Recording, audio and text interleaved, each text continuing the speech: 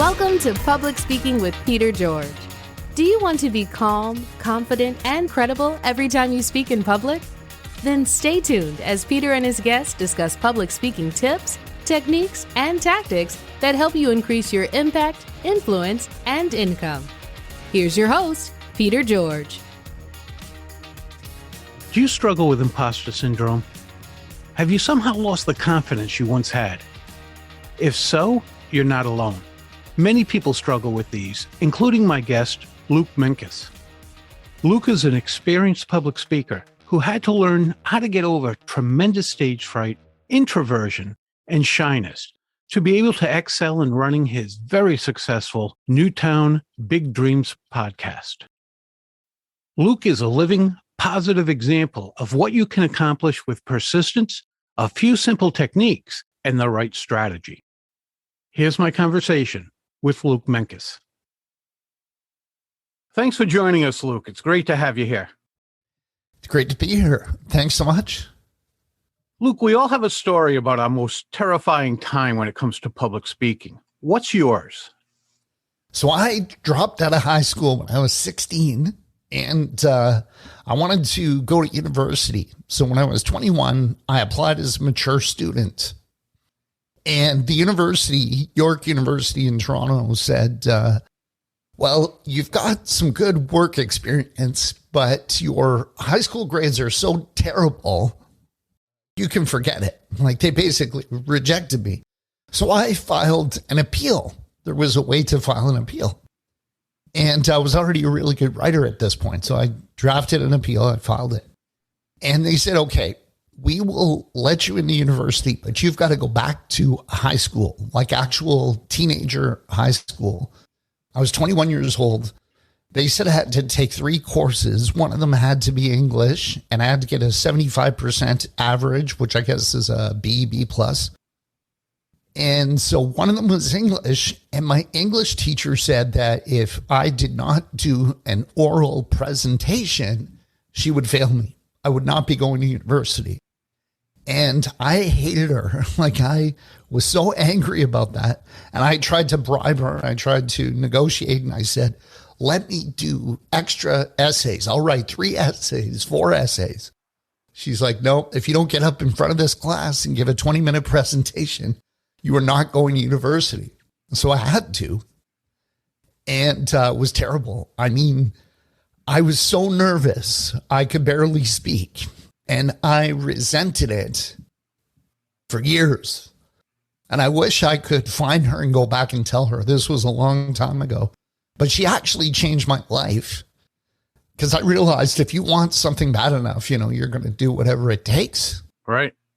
So at the time I was angry, but she really made me realize, like, I could speak in front of people and I wouldn't die.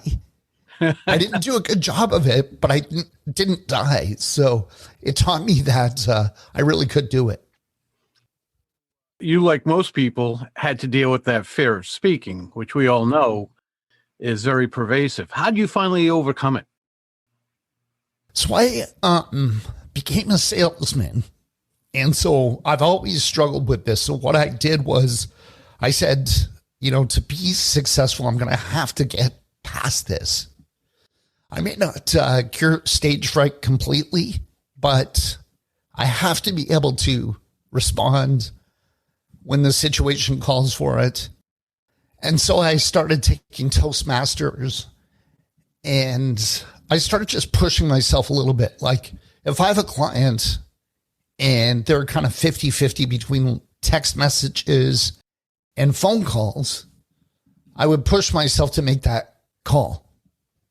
And just try to be conscious of it. If it's a little bit uncomfortable, then I would put myself in that situation. And it's kind of like a muscle. The more I do it, the easier it becomes. So taking courses, again, when I started with Toastmasters, I was terrified. And now it's much better. It's just like a general nervousness. Once I get warmed up, it's totally fine. But it's like a muscle. It's something that I've constantly had to exercise without doing that. It's a setback. If I don't speak to anyone for a week or so, which I've done many times, it's much harder to get into the flow. So it's like a daily thing. I have to talk to someone, make a video, do something every single day. That's great advice. And when you refer to it like a muscle and strengthening that muscle, you can't do bicep curls today and do them again 6 weeks from now and expect anything good to come from it. Totally true. It's more difficult. It's going to be more painful the longer you spread that out. And it doesn't need to be like a huge workout every single day, but I try to have a conversation face to face or video with somebody every single day. Hey, you talked briefly in there about setbacks. What other setbacks did you have in regards to your confidence, and how did you overcome those? So I had a huge setback around 2010. So in 2005, I actually got a radio job, which surprised me. But long story short, my two best friends were on this morning show, and they had to fire somebody, the third person. And they put the call out and they said, anybody who wants to come on this show, come and try out with us. So I went, and it was interesting. We had a great sense of humor. We clicked because we were best friends. I was super nervous at the start, but after a week, I said, this is so much fun. I want to have my own radio show. And they said, well, you don't have any experience. You don't have any training. You can't do that. And I said, no, I really want to have my own radio show. So 4 months later, the boss calls me into his office and he says, Luke, are you practicing the radio calls in the shower? And I said, yeah, in fact, I am. He said, are you practicing when you're in your car? And I said, yes, I am. And he said, well, you've got the most improved voice on this station. And Billy has to move back to Canada for family reasons. Would you like to take his lunchtime slot? And I was like, yeah, that was amazing. So I did that for a year. I moved back to Canada because I had a daughter. And so I had to give up the radio show. I started podcasting. In 2010, I was going through some real financial troubles. And I was dating a woman, and I had a chance to be on the radio with her. She was a radio host here in Canada. And she was pretty rough on me. She said, you're not funny. Like, commercial break. She criticized me very, very harshly. Wow. And then I went into a financial situation. So it took me, 5-6 years to get over that setback completely. That really took a hit on my self-esteem. She was so critical and so harsh. It took me, I would say, 5-6 years to get my full confidence back. That was a huge setback, but I just started from the beginning. I just started taking courses, and I started pushing myself a little bit to have those daily conversations again. Right back to starting to exercise. And obviously it took a long time for you, 5 years, quite a bit of time. Mm-hmm. But you got back by exercising what you needed to do. Yeah. You got back to where you wanted to be. Exactly. Many people, and I don't know if you dealt with this, but many people struggle with imposter syndrome. Why is the type of public speaking you do important for the people who deal with this? That's something I've struggled with for a long time. And what I noticed was if somebody asked me a certain question, I forget about my nerves and I just light up and I'm not nervous, right? So I think it's really important to talk about topics that you're knowledgeable on, but also that you really enjoy. I think that's the key to kind of forgetting your nerves and what are people going to think of me, because you're totally focused on the conversation. So I noticed when I started this podcast in 2018, I started as a monologue and I would talk about real estate. And I'm an expert in real estate, but I always felt like people are smarter than me. People have better shows than I do. But I found that if I'm interviewing people, I'm not nervous at all. I really like asking people questions. And one of the favorite things about my podcast is people often say, Luke, that's a really great question, or nobody's ever asked it quite that way before. And so for whatever reason, I am super comfortable asking questions, doing an interview style podcast. I don't have that imposter syndrome for whatever reason when I'm doing that. So it took me many years trying different formats, trying different topics. And certain topics, I love the topic, but I'm also totally into it where I can forget about myself, forget about my nerves. So I think it could take a little practice and trying different things, but you'll know it when you hit it. And here we have you today on the other side of the mic. You're saying you're most comfortable when asking the questions. Yeah. And I have you answering the questions today, and I really appreciate that. Thank you. Luke, you speak about having a mental diet. Why is this so important to you? So when I was going through tough times a decade ago, up to, 4 or 5 years ago, and I have to be clear, it wasn't like terrible for half a decade. It just took me, I would say, 5 years to fully recover my confidence, my finances. So each day got a little bit better, but we always have setbacks. And I like to compare it to like mountain climbing. Many times you have to go down before you can go back up. Like you don't go up in a straight line. You do have to retreat a little bit and come around. So I noticed that good days versus bad days really had a lot to do with what I was listening to, what I was consuming. And I think everybody kind of knows this. Like if you're listening to sad songs all the time, you're going to get depressed, right? If you're watching, if you're binge watching Jerry Seinfeld, you're going to be a little more sarcastic, right? You're going to find humor in ordinary things. So it definitely affects our brain, whatever we're watching, whatever we're listening to. And I really believe the mental diet is the most important diet there is. Because if we're consuming good content, we're going to make better choices about the food that we eat, right? We're going to have better self-esteem, more confidence. So I really think every day needs to start with, what am I consuming today? Is it all news? Is it all negativity? And then you wonder why you're depressed. You wonder why you're skeptical or nervous about the economy and things like that. So I don't quite know how to put it, but the more you focus on things that you enjoy, but also things that are beneficial. So it's similar to food, right? Our parents used to tell us, eat your vegetables, eat your broccoli. We may not have liked that, but it was good for us. So as adults, I think we have to choose things that we enjoy.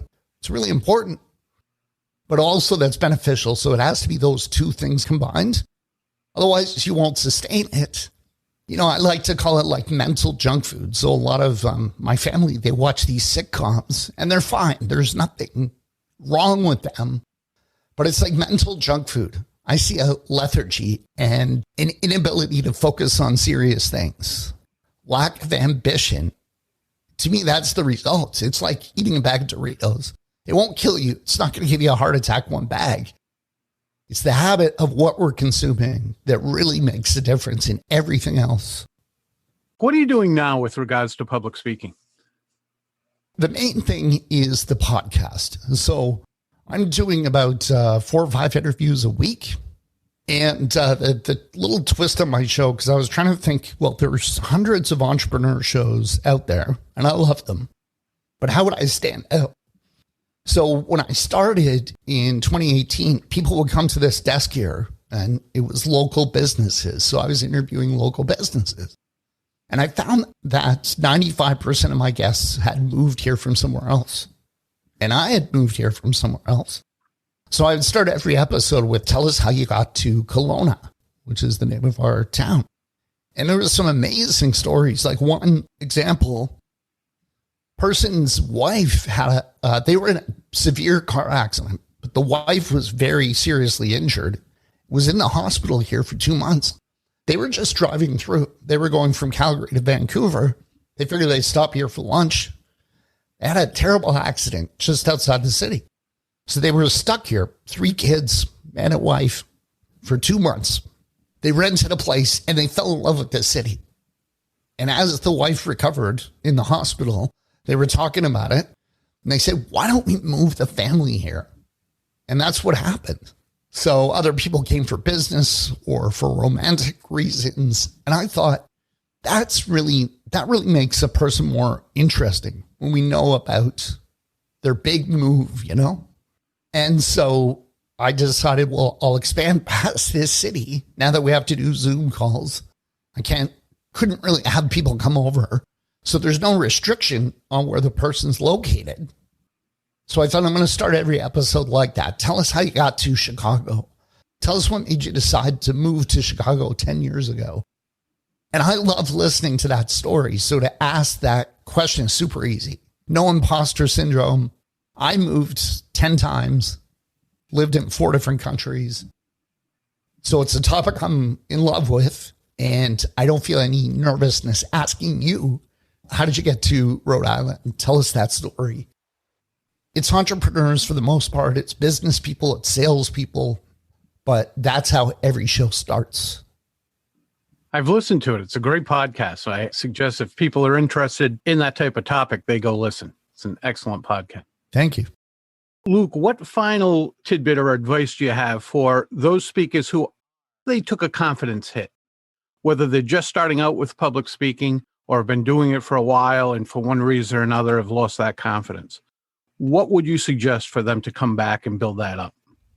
The thing that helped me the most was that mental diet. So when I was nervous about public speaking, I would listen to people like Les Brown, who had stories of being completely broke and also terrified of public speaking. You wouldn't believe it listening to him talk today, but his stories are so inspirational.